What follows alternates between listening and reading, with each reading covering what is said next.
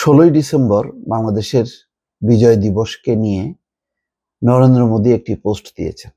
সেই পোস্টে তিনি এই বিজয়কে ভারতের একটি ঐতিহাসিক বিজয় বলে আখ্যায়িত করেছেন। এরপরেই রাজনৈতিক পর্যায়ে ব্যাপক বাদ-প্রতিবাদ চলছে, তীব্র প্রতিক্রিয়া হয়েছে।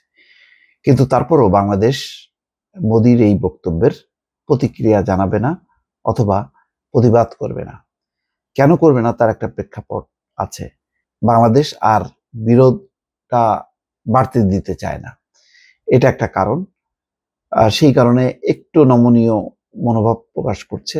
ইতিমধ্যে ভারতের পররাষ্ট্রমন্ত্রী জয়শঙ্কর বাংলাদেশের পররাষ্ট্রমন্ত্রীকে শুভেচ্ছা জানিয়েছেন। এটাও একটা মানে কারণ যে পররাষ্ট্র উপদেষ্টা বা পররাষ্ট্র মন্ত্রণালয় মনে করছে যে পররাষ্ট্র উপদেষ্টাকে যেই শুভেচ্ছা দিয়েছে এটা অফিসিয়াল, এটার একটা গুরুত্ব আছে।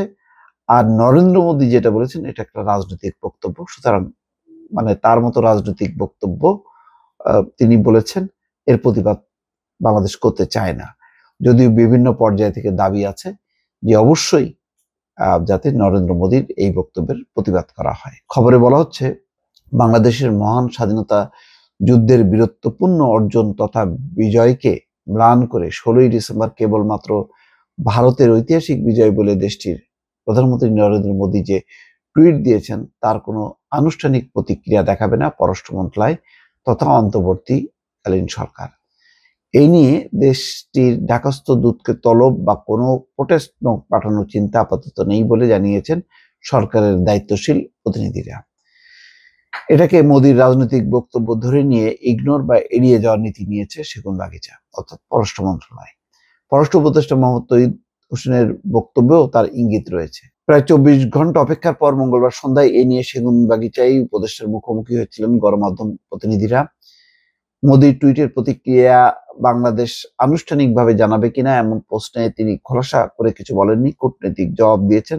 তার ভাষ্য ছিল এমন, ভারতের পররাষ্ট্রমন্ত্রী বাই নেইম আমাকে বিজয় দিবসের শুভেচ্ছা ও অভিনন্দন জানিয়েছেন। উনি তার মতো করে একটা জিনিস বলেছেন, আমরা আমাদের মতো করে বলবো। উল্লেখ্য বিজয় দিবসের সকালেই নরেন্দ্র মোদীর বার্তা সামাজিক যোগাযোগ মাধ্যমে প্রকাশ হয়। সেখানে তিনি লেখেন, আজকের এই বিজয় দিবসে এইসব নির্ভীক সেনাদের সাহস ও আত্মত্যাগকে আমরা সম্মান জানাই, যারা 1971 সালে ভারতে ঐতিহাসিক বিজয়ে অবদান রেখেছিল। যাক, এটা নিয়ে মানে উচিত ছিল একটা তীব্র প্রতিবাদ করা, কিন্তু ইতিমধ্যে সম্পর্ক যেই পর্যায়ে চলে গেছে তিক্ততা, সেখান থেকে বের হয়ে আসতে চায় বাংলাদেশ। ভারতও চায়, সেই কারণে ভারতের পররাষ্ট্র সচিবকে বাংলাদেশে পাঠিয়েছে। তারপর নরম সুরে জয়শঙ্কর কিন্তু লোকসভায় বক্তব্য দিয়েছে, বলেছে সংখ্যালঘুদের রক্ষা করা এটা একান্তই বাংলাদেশের নিজেদের স্বার্থেই করা প্রয়োজন এবং তারা সেটা করবে। অন্যদিকে প্রিয়াঙ্কা গান্ধীও মোদীর পদাঙ্ক অনুসরণ করেছে। ভারতের রাজনীতিবিদরা 16ই ডিসেম্বরের এই বিজয়কে তারা তাদের নিজেদের বিজয় হিসেবে আখ্যায়িত করে, সেটা মোদীও করছে, এই প্রিয়াঙ্কা গান্ধীও করছে। বাংলাদেশের সংখ্যালঘু ইস্যুতে মোদীর যা বক্তব্য, প্রিয়াঙ্কা গান্ধী বা কংগ্রেসের একই বক্তব্য।